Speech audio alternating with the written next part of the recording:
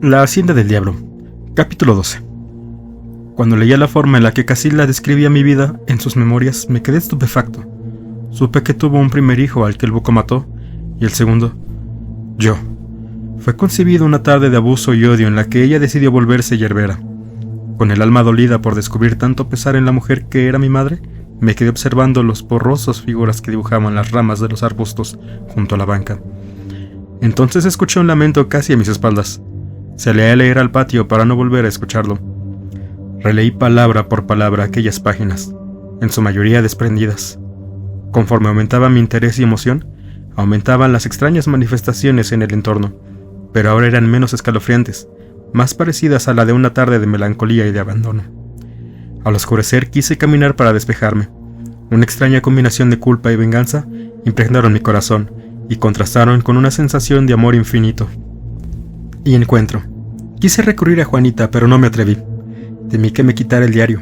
Estaba tan confundido como si me hubiera bebido varias botellas de tequila. El crujir de las ventanas por el viento me advirtió de más apariciones. Sentí que todo lo percibido desde que había encontrado al ranchero en el camino, las voces, los susurros, los lamentos y las luces eran cosas más mías que de cualquier otro. Ese ambiente que antes me parecía lúgubre y fantasmagórico se había transformado. Después de encontrar el diario, esas entrañables memorias y todo aquello me pertenecía, y yo le pertenecía. Mi madre había sido quizá la principal causa de que los moradores hubieran abandonado la hacienda. Me encerré en el cuarto a llorar. Fui el niño que desahogaba años de contención y de amor perdido, años con los que me encontré, siempre como ante una página en blanco, en medio de la nada. Parecía que el mundo se había detenido para no perturbar esa explosión de reflexiones. Descubrir el principio que creía inexistente me llenó de alegría, pero al mismo tiempo de angustia por lo que había leído. Ahora tropezaba con la ternura que siempre había deseado recordar, garabateada en esas páginas amarillentas. Creía así que terminaría el huracán que desde hace años atrás se había formado y del que yo era el centro. El viento arreció, arrastrando cubetas, láminas y azotando puertas. En esa hacienda enclavada entre cerros inhóspitos, alejada de todo auxilio humano, la fría reprimida de una mujer amorosa y llena de sueños aparecía en mis pensamientos, con toda su energía. Imaginé que la lucha de arrebatos, temores y afectos disputaba en el espacio enfurecido, provocando un vendaval diabólico que amenazaba con arrasarlo todo. Sentí que me brotaban lágrimas de sangre al pensar que ese amor, salpicado de maldad por la persecución del buco y en mi madre, que arriesgó su vida y me llevó a Parral. Preferí cavilar en las tinieblas, regresé a mi cuarto y me quedé a oscuras. Me dediqué a reflexionar sobre mi madre. Cuánto deseé conocerla y recibir su beso en la mejilla, como lo soñé siempre. Recordé cuando era acosado por los crueles comentarios de mis compañeros. Ese beso me hubiese compensado de tanto sufrimiento y soledad. Fui recordando mis deseos infantiles, las celebraciones de mis compañeros y las esperanzas de que en Navidad me visitara alguien. La lágrima que se me escurría condensaba el amor despojado. Esa gota de dolor al fin me hacía sentir vivo. Nunca conocí el amor maternal y nunca imaginé que al estar separado por un imposible me llevara a amarlo tanto. Recordé que cuando cumplí 13 años la directora del Colegio Juárez me presentó con una señora que dijo ser mi tía. Me llevaba un soldado de madera. Las manos de la mujer eran suaves y fue muy cariñosa conmigo. En ese preciso momento y en ese desamueblado cuarto, en medio de una hacienda abandonada, tuve la impresión de recibir una caricia en la cabeza, similar a la que me hizo aquella mujer al despedirse para nunca regresar. A partir de aquel día, plasmé todas mis emociones en los dibujos que con tanto esmero hice y en las cartas dirigidas a mi tía, que escribí y nunca supe a dónde enviar. El rodar de una carretilla sobre las baldosas me sacó de mi ensimismamiento. Ya era de madrugada. Remigio limpiaba los desarreglos del viento y yo me hacía miles de preguntas mientras me enjugaba la cara. Fantaseé con brisas amorosas y vahos de temores al pensar en el diario de mi madre. No me importó que el viento, o el libro, o las emociones que en sus páginas habían provocado no me hubieran permitido cerrar los ojos en toda la noche. Apenas desayuné, les comenté a los ancianos que debería repetir el inventario del granero. Ante la extraña mirada de Remigio, que sabía que los pocos avíos ahí guardados eran fáciles de identificar, comenté que había encontrado herramienta menor y que no encontraba la lista que había elaborado. «Gracias, Trinidad, gracias», comentó Juanita, al ver que me levantaba de la silla. «Por lo de ayer, fue inolvidable, gracias. Fue como si lloviera en el verano. Me detuve, le sonreí y me sentí en una encrucijada: platicar con ella o refugiarme en el diario. Juanita era lo más cercano a mi madre. Quizá habían sido amigas entrañables, pero decidí seguir leyendo para saber más sobre Casilda. Cerré las puertas de granero y me senté en el suelo junto a la ventana. La siguiente hoja estaba arrugada. Casilda se dedicó a ordir de testigo del patrón y a preparar un entierro cristiano después de que éste cayera en el hechizo. No debería salir del círculo trazado. Escribió que sabía que el buco tenía un pacto con el maligno y que muchas noches soñó que era el mismo diablo. Esperaba darle una lucha cruenta. Sería su hijo quien acabara con el hechizo y el abuso de don Juan. Más adelante señalaba que, para igualar poderes, concentraría sus esfuerzos para que a los 30 años el conjuro hiciera efecto. Durante ese tiempo su hijo crecería alejado del padre. Si no lo ocultaba, el buco lo mataría. Con tinta roja escribió que si las fuerzas malignas que acompañaban a Juan Cimental la vencían, esperaría el regreso de su hijo para protegerlo eternamente de ser ese poder adverso. En la cocina encontré a Remigio moviendo la olla de frijoles y echando leños al fogón. «Pasa, teniente, voy a calentar unas quesadillas. El viento reclama lo suyo. Aquí estaba desde antes de que edificaran la hacienda y aquí permanecerá. Si tenemos suerte nos ayudará a comunicar mensajes. Este aire de montaña trae remembranzas que no nos corresponden. La expresa como cuando dice, encuéntrate y sálvate. Para que ciertas presencias las hagan suyas, pero ya no hay nadie en la hacienda y se molesta y arrasa con todo. Recordé que había leído en el diario sobre mi llegada al colegio. El mensaje del viento era para mí. Dudé en de decírselo, igual que a Juanita. Le mostré el cuaderno de Casilda cuando lo terminara. Era yo quien más derechos tenía sobre él. «Juanita, ¿no va a comer con nosotros? Me gustaría comenzar con ella». No sé ni a dónde fue ni cuándo regresará. Estaba muy nerviosa porque, según ella, el buco aparecerá pronto, como nubes sin agua. Pero no hay que temerle porque él está en un plano eterno. Quizá nazca de nuevo o se quede como ánima. Eso depende de la composición de fuerzas que haya creado durante su vida. Pensé que esas concepciones eran muy avanzadas para un caporal en un rancho tan alejado de cualquier ciudad. Sin embargo, me dieron en qué pensar, sobre todo por el sorprendente cambio en su forma de expresarse. Era otro, diferente a con quien platiqué el primer día de mi llegada a la hacienda. El último perro que tuve era muy entendido. Cierta tarde lo vi dando vueltas, no hallaba quietud. En cuanto le pasó cerca una ráfaga, empezó a ladrar. Pero esa ráfaga estaba destinada a formar parte de un pequeño remolino. Entonces la furia se le trepó al animal y arremetió contra aquel remolino. Dejé a un lado el azadón y lo seguí. Estaban trenzados en un coraje, pero los vientos se cruzaron y, como si se tratara de una fiera mayor, aventaron a mi perro, dejándolo maltrecho y muy asustado. A partir de esa tarde guardó la cola entre sus patas. También a mí me sacaba la vuelta. Un día que llegó Juanita, el perro optó por irse a la colina. Desde allá me enviaba uno que otro aullido hasta que dejó de hacerlo. Usted sabe lo que grabamos en esos remolinos, son fuerzas encontradas. A lo mejor el perro también las detectó y por eso prefirió buscar otra casa. Tienen más capacidad receptiva que nosotros, teniente. Cuando tenía mis 6 perros, todos se hallaban en forma muy especial cuando venían a acercarse a una luminiscencia o un ánima. La primera vez que los oí, un anochecer de un día muy caluroso, estaba tomando café en el patio. De inmediato pensé que así me habían ladrado a mí en alguna manera.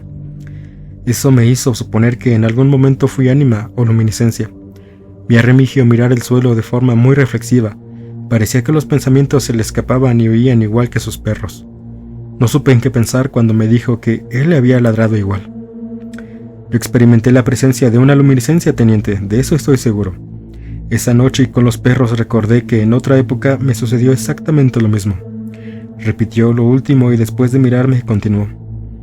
Lo que uno oye es tan extraño que se les queda grabado para siempre. Durante mucho tiempo no los había vuelto a escuchar, hasta que don Juan decidió aparecer. La primera vez que me sucedió fue en el casco. Observé que los 6 veían la pileta. Atrás de ella vi una luz azulada muy tenue, de unos 40 centímetros, que de pronto se desvaneció. Un mes más tarde recibí una carta en donde me informaban que mi única hermana había fallecido de una larga enfermedad. Su deceso ocurrió curiosamente 3 días antes de que los perros detectaran la luz en la pileta. Las luminiscencias se comunican con seres amados cuando estos duermen. Otros animales captan esa energía. ¿Por qué el hombre no? He escuchado que los gatos y los caballos también lo hacen, tal vez por vivir próximos al hombre. A mí me consta que los perros sí. Parece que aúllan hacia adentro, desconocen la fuerza que ven y por eso lo hacen. Hay hombres que tienen la mente perceptiva y llegan a saber que cuando su luz aparece, se trata del ser que amaron y que viene a despedirse y que ahora está mejor que cuando vivía. Mientras el caporal seguía contándome, reflexioné sobre el diario de mi madre y algunas visiones que había tenido. Cómo hubiera deseado ver la luz o sentir la presencia de Casilda. Cuando Remigio dijo que las ánimas se quedaban atrapadas en unos espacios de odio o de aborrecimiento, recordé el conjuro escrito en las hojas amarillentas. Pensé en contarle sobre el hallazgo del cuaderno, pero si lo hacía, era probable que quisiera quitármelo. Aunque me perteneciera más a mí, lo reclamaría con cierta razón. Todo existe, teniente. No porque no veamos la frecuencia del radio vamos a negarla. Mientras que en el campo espacial tenemos algo de avance, en el temporal no es así. Si el espacio puede separarse en elementos naturales, fuego, tierra, aire y agua, en puntos cardinales y en capas atmosféricas, ¿por qué el tiempo no? He pensado durante años en el espacio de mi soledad. El viejo miraba una lejana nube que seguramente se desharía con el amanecer. Después giró en la silla para ver hacia los cuartos. Todo existe, teniente, repitió en el mismo tono. Las respuestas están entre nosotros.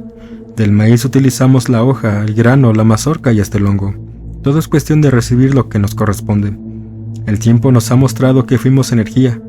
Nos lo ha dicho, y ahora somos animales consumidores de hidrógeno y oxígeno. Después regresamos a ser pura energía. Tal vez sea mejor que nacer nuevamente. ¿Cree en la reencarnación? Si ha vivido con privaciones toda la vida, ¿por qué no experimentar una nueva vida en un lugar mejor? ¿Por qué no renacer en una familia de recursos? Le pregunté a Remigio.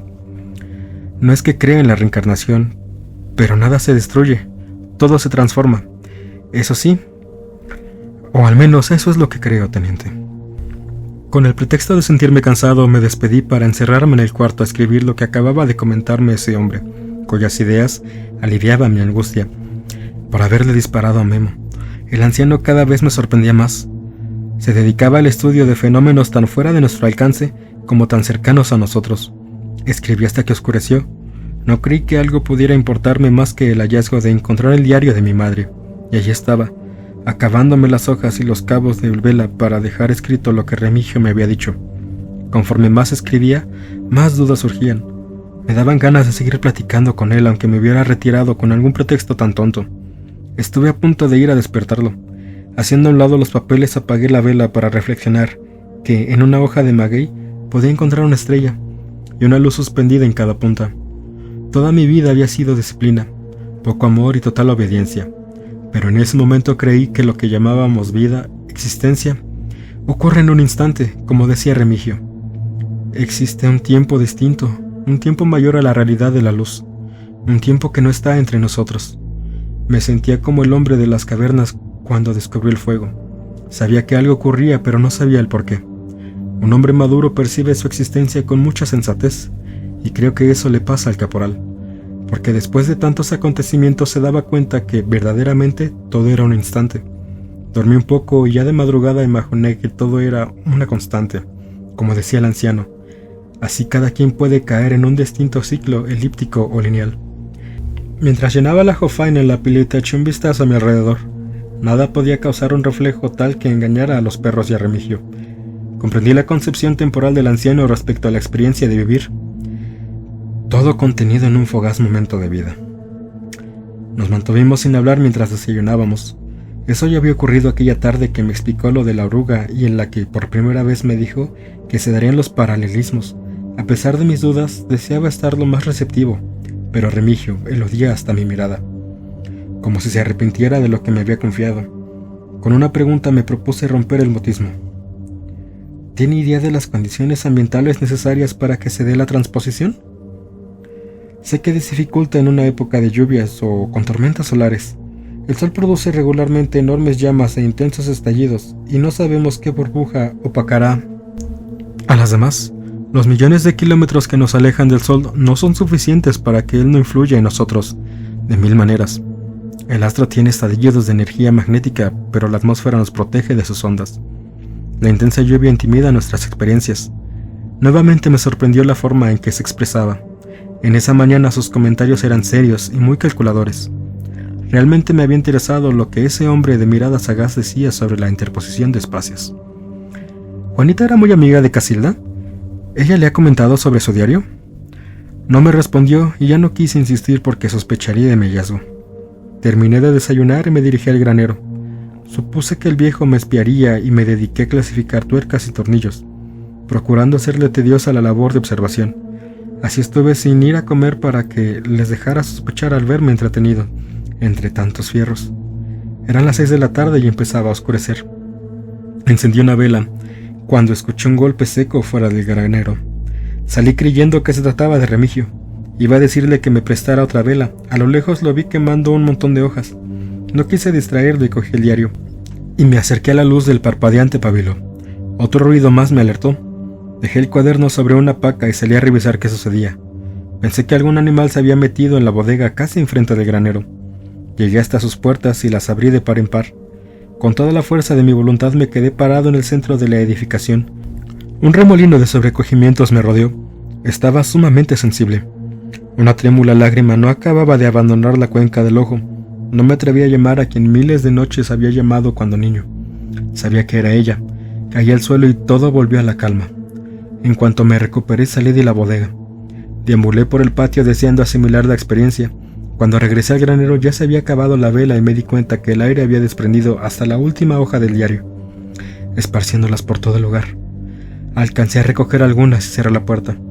Encontré a Remigio tomando café cerca del pozo. Aprovechaba el fuego de la pequeña fogata y se calentaba las manos. En ese momento hasta las llamas me parecieron una combinación de elementos espectrales y nostálgicos. Lo busqué por todos lados, teniente. Me quedé dormido en la bodega. Oiga, ¿por qué no abrimos un boquete en el techo de la 10ª habitación? Antes de que pudiera decirle más, el caporal se dirigió a su cuarto. Lo seguí. Deduje que algo deseaba mostrarme y así fue. Un antiguo plano en donde aparecía 10 cuartos. Inmediatamente después sacó su linterna y un zapapico. A pesar de que la oscuridad se tendía sobre la árida planicie, subimos al techo de lo que suponíamos era la 10ª habitación. Había matas secas en los rincones y una lata oxidada. Nos tornamos la herramienta hasta abrir un pequeño orificio. Retiramos las piedras y los pedazos de madera y continuamos hasta hacer el agujero, lo suficientemente ancho como para que pasara una persona. Cuando iba a asomarme me advirtió que tuviera cuidado con la concentración de gases. Mejor esperemos hasta mañana. Podemos salir más librados de esto, teniente. En el patio estuvimos más platicadores. Yo con la negrura de la noche me dijo que no le agradaba el ejército. Menos los militares porque restringía la inteligencia a manera de instrucciones. Me reí festejándolo. El día que encontré el cencerro iba rumbo a la estacada y en la avenida del arroyo seco que cruza por ahí, escuché el badajo como si estuviera envuelto en un trapo, con un sonido apagado, pero alcanzaba a distinguirse el metal. ¿Quién lo tocó? No lo sé. Después dudé que hubiera pasado. A lo mejor se lo aventaron y no se dio cuenta. Yo vi un hombre en la cañada, pensé que era Gregorio, y que si no era él, se trataba de alguien más que vive por ahí. En la bodega encontré un cencerro viejo. Mañana se lo muestro. Me despedí para ir a dormir, pero decidí ir antes a la bodega por la vieja campana. Con la lámpara sorda iluminé el camino hasta la entrada. El lugar era bastante tétrico. Encontré el cencerro y volví a cerrar. Cuando regresaba al casco vi una luz salir del agujero que acabábamos de hacer en el techo de la habitación tapiada. Me quedé estupefacto. No era un simple vapor atrapado liberándose de pronto. Tenía presión y fuerza y se elevaba varios metros. Duró unos minutos hasta que todo quedó tal como lo habíamos dejado. Lo negro de la noche volvió a ocupar el entorno de esos techos de madera y gruesos muros de adobe. No obstante que el fenómeno había sido fugaz, no me podía mover. Quería ir a mi cuarto, pero estaba atónito. Imaginé que la atmósfera se abría en grietas por donde atravesaban fuerzas. En cuanto llegué al cuarto, atranqué la puerta y prendí la vela. Hice un dibujo donde Remigio y yo estábamos abriendo el techo. Dejé la vela prendida y observé el caprichoso reflejo de su luz en la pared. Al despertar, no sé por qué razón deduje que Guillermo me había visitado y entre sueños me había advertido sobre bajar al cuarto cerrado. Recordé que días atrás Remigio me había dicho que las luminiscencias se comunicaban con sus seres queridos.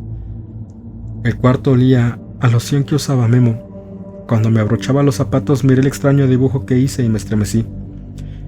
Cogí el papel. El dibujo estaba hecho con un bolígrafo y pésimos trazos, pero yo lo veía tétrico. Lo guardé en la bolsa de mi camisa y me dirigí al patio donde acostumbrábamos a comer. En cuanto nos saludamos, le dije a Remigio: después de hacer el hoyo, vi que del orificio emanaba luz hasta una altura de unos 4 metros. ¿Durante cuánto tiempo estuvo sucediendo? No esperaba tal pregunta. Creí que su primera reacción sería dudar de lo que decía. Aquello me hizo sospechar de que él sabía lo que ocurriría después. Unos 2 minutos. ¿Qué era? ¿Qué hay ahí? Se levantó a poner más agua a calentar. Le agregó café y regresó a sentarse. Sin verme a los ojos, empezó a narrar. Por un momento llegué a imaginar que el viejo estaba ausente y alguien más hablaba por su boca. Cierta tarde, Gregorio me comentó que morir es nada, un sencillo paso en nuestro transcurso como fuentes de energía. Solo cambiamos de espacio para expresarnos. Goyo me dijo: día a día en el sueño tenemos referencias de nuestro espacio oculto. Durante años lo reflexioné, y ahora lo entiendo. Teniente, en nuestra vida pasamos conscientes tanto tiempo como inconscientes, y es en ese segundo estado donde se nos revela todo tipo de acercamientos e interposiciones. Esa es la frontera a la que refería Goyo, y por lo que tanto trabajó. Dio un sorbo a su café, miró hacia el cielo y bebió un poco. Sentí que me estaba dando tiempo para que asimilara lo que acababa de decirme. Cuando fallecemos, acaba nuestro consciente, como cuando dormimos. Nuestro dominio traspasa la frontera y cae en otro terreno. Dormimos tanto en la vida que conforme envejecemos lo hacemos menos, pero cuando estamos próximos a la partida, al paso de la otra frontera, volvemos a dormir como niños y nos revelan sendas y umbrales, especies de advertencias para sortear caminos sinuosos. Somos actores miopes del plan eterno. Injuriamos, odiamos y asesinamos en el fugaz paso que llamamos vida, pero al morir se abre para nosotros una puerta de la que solo inferimos su existencia. Pero no es la misma para todos y no lleva al mismo espacio. Nuestra conducta y nuestros sueños nos revelan cómo sucederá. ¿Será que por ello dicen que nuestros seres queridos se comunican con nosotros? ¿Nos advierten y guían mientras dormimos profundamente? Le pregunté. En todo el mundo hay libros, canciones, poemas, tradiciones y otras expresiones que tratan sobre nuestra vinculación a través de esos sueños, con quienes se nos adelantan. El haz de luz que salió por el orificio era el aliento acumulado de alguien que no encontró cómo comunicarse. No encontró un sueño o una mente suficientemente abierta para que lo acogiera y le permitiera dejar su huella en algún recuerdo, y nosotros lo hemos liberado. Era sin duda la conversación más interesante que había tenido en mi vida, la más impactante, tanto que me serví otro café, aún frío. Según los científicos, somos polvo estelar, polvo que se transformó en aliento, energía, estímulos. Una roca, un árbol o un asno derivaron del mismo polvo estelar. Cuando termina nuestra tarea en este mundo, algunos permaneceremos en determinada frecuencia, otros en una estación, y habrá quien se ubicará en otro espacio. Entonces, ¿cómo es que elegimos ubicarnos en una fase evolutiva o convertirnos en algún tipo de energía? ¿Quién o qué decide quién debe reencarnar? En el sueño lo captamos y sabemos en qué deriva nuestra próxima etapa, pero no somos capaces de interpretar esos avisos. Tenemos la necesidad del sueño, pero en muchas ocasiones puede ser más resplandor, un simple descanso que dormir. Algunos sueños no son reparadores, sino pura agonía. El sueño es la etapa o el espacio que diariamente nos demuestra o nos define cuál será el lugar que ocuparemos al desprendernos de nuestra eterna voluntad carnal. Todo esto me parece una revelación tan interesante que no podría compararlo con nada. Esa otra existencia es más agradable que la vida tediosa y agarrada del cogote que llevamos a cuestas. Con hipnosis se pueden tener regresiones, pero ¿de dónde sale la transformación? ¿Y quién alimenta de historia nuestra existencia cuando recreamos nuestro pasado por hipnosis? La traemos trepada en el lomo, siempre con nosotros. Cuando hay regresiones, la persona que nos la practica no va a nuestros expedientes para obtener tal revelación. Ya la traemos con nosotros, teniente, me dijo en un tono que simulaba molestia. En el cerebro no se encuentra nuestro pasado y nuestro porvenir, y es curioso que el presente sea el espacio temporal más limitado. El presente surge como una expresión emocional. Así se forman las conductas y los hechos, pero no el futuro. Ese tiempo es más recatado, por eso se dice que somos parte de un plan eterno. ¿Don Juan y Casilda están en la misma etapa o plano? ¿Por qué el buco desea regresar? Se encuentran en distintos niveles. Quienes no desean regresar como Casilda permanecen en esa fase diferente a la de Juan Cimental. Él sí desea renacer porque considera que dejó su obra inconclusa. Desea enmendar algo, pero si está destinado a reencarnar, volverá a existir en una situación similar y casi en el mismo entorno en el que ocurrió su muerte. Según interpretó, si tenemos que regresar, ¿será al mismo lugar o espacio de donde nos desarrollamos? Es por ello, teniente, que al menos uno debe procurar hacer algún beneficio a la comunidad, al entorno o al medio ambiente, para que al regresar encuentre que esa buena acción le ayudará en algo. Aunque su forma de expresarse era muy sencilla, los conceptos eran profundamente complejos. El caporal ni siquiera movía las manos para apoyar sus argumentos. Hablaba pausada y serenamente. Me sentía seducido por su tono de voz. Quise hablarle del diario de Casilda, pero no me atreví. Tenía miedo de revelárselo hasta al viento, porque luego él podía revelárselo a los árboles. El caporal se daba cuenta de mi turbación. Miraba atento mi mano temblorosa. Quise aparentar seguridad y me sacudí el pantalón, pero tenía tan saturado el entendimiento que a los primeros pasos trastabillé. Me dirigí al granero. Cuando cerré la puerta me di cuenta de que lo que me había comentado Remigio le daba un sentido muy distinto a todas mis concepciones y a lo que había leído sobre nuestra existencia. En ese instante pensé que lo peor que podía sucederme era que llegara mi relevo. De la fase de locura en la que supuse haber entrado, después de platicar con el caporal pasaba a la de sugestión. No regresé a comer. Encontré un espejo recargado en unas cajas y en vez de trabajar en el inventario, lo levanté para acomodarlo frente a la escasez de luz solar. Pensé en todo lo que me había sucedido hasta entonces en el Endrino. Me pregunté si alguna vez podría conocer su origen y su significado. Lo que más llamó mi atención fue el último comentario de Remigio. La posibilidad de retornar al espacio en el que uno vivió.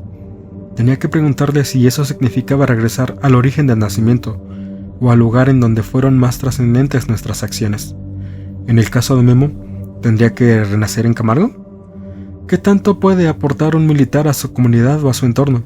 Seguramente estaría mejor en otro nivel que naciendo de nuevo cerca del cuartel. Habría ascendido como para poder evitar la reencarnación. En eso estaba cuando sentí que el vestido volvía a tener una especie de espasmo. Alguien trataba de comunicarse. Apagué la vela y abrí la puerta. Desde el umbral contemplé la cubierta plástica colgada en el rincón. Después de observar que todo permanecía inmóvil, me dirigí al patio. Al poco rato advertí que algo me seguía. El hombre no es más que una sombra y la vida, un sueño, pero el sueño es más que un simple descanso. Deduje que hay sueños en donde abrimos ventanas de par en par y que atrás tenemos nuestra existencia y adelante, en ese espacio abierto, vislumbramos lo que tendremos por existir. Pensé que nuestra vida es un conjunto y un continuo aprendizaje. Los años repasan constantes, renuncias, pretensiones y desencantos, y en el mejor de los casos la esperanza de ser felices. Si aceptamos esto, entonces la vida no es un sueño, sino un juego, pero para renacer no hay que llegar con las mejores cartas, sino tratar de jugar bien las que uno trae. Si uno llega con cartas menores será más meritorio ganar. Si eso era cierto, entonces será afortunado quien reencarne en condiciones adversas, porque nada le será fácil, y todo aquello que obtenga será un gran logro. Me detuve junto a los tambos sobre los que estaba el motor. Reflexioné sobre las sensaciones, el amor, el afecto o la amistad. Cuando suponemos que ya no las requerimos, las dejamos sobre unos tambos, en medio de un patio de la mente. Llegué a deducir que así sucede con la vida. Quien no la valora es que verdaderamente no se la merece. Recordé las palabras del caporal y llegué a la conclusión de que si la vida fuera un libro, podríamos decir que la página abierta es hermosa, pero más lo será la página sellada, y que no podemos tener otra tarea en la vida que conservarla dignamente hasta morir. Avancé por la vereda y me detuve frente a una pileta. En lugar del espejo de agua había ahora un hoyo oscuro. De la plática con Remigio, un concepto me pesaba demasiado como para abandonarlo tan rápido: el tiempo. Mientras arrojaba pequeñas piedras al fondo, deduje que el mundo del que formamos parte está regido por esa percepción del tiempo, y que si no lo aprovechamos para enriquecernos o lograr la tranquilidad espiritual, terminará por consumirnos. Imaginé que ese tiempo era como un arroyo, formado por nuestras acciones, y que es en la vejez donde se forma la corriente más violenta. En cuanto advertimos que hemos jugado en un solo campo, ya otro ocupa nuestro lugar, y a este le sucede igual para dejar paso libre al que sigue. En ese instante pensé que si no retornamos a un ambiente del todo adverso, sin relación con el pasado y sin recursos, sería suficiente para desentrañar la naturaleza verdadera del tiempo, el único recurso que en verdad nos pertenece. Sentado junto al bebedero, reflexioné sobre la muerte de Guillermo. ¿Por qué es indispensable el dolor para pasar a la eternidad? ¿Qué relación hay entre el tiempo y eternidad? Es arduo el trabajo para restarle dolor al tiempo y más difícil para quitar dolor a la muerte. Pensaba eso cuando me percaté de que había alguien detrás de mí. No me atemorizó ni tampoco me importó si era Memo, don Juan o Casilda. Se había sentado sobre el soporte de un arado y me observaba detenidamente. No quise voltear. Por el contrario, deseaba que me diera una señal, que me transfiriera algún estímulo. Me acerqué a la cubeta y dándole la espalda derramé el agua en la tierra. No sé qué significado tendría aquello para la presencia, pero lo hice nuevamente. Continué inmóvil. Deseé conservarme ecuánime, pero los nervios se encontraron la veta de mis sentimientos y comencé a temblar. Con mucho esfuerzo levanté una piedra, pero se me cayó varias veces hasta que al fin pude sostenerla. La arrojé buscando que cayera sobre la sombra que permanecía sentada. Una trabazón en la garganta me impidió gritarle a Remigio. Sentí un creciente temblor en las sienes y una constante sudoración. El pavor me mantenía en una frágil posición. Con el rabillo del ojo traté de distinguir quién me examinaba tan detenidamente. Era el miedo bajo su peor aspecto. Si me decidía a enfrentarlo y lograba vencerlo, yo sería otro hombre. Pero solo pensaba en huir. Todo cambió en cuanto la sombra se movió. De pronto imaginé que seguía sin dejar de observar mi espalda. El patio entero y la pileta giraron a mi alrededor. Caí estrepitosamente y no supe más.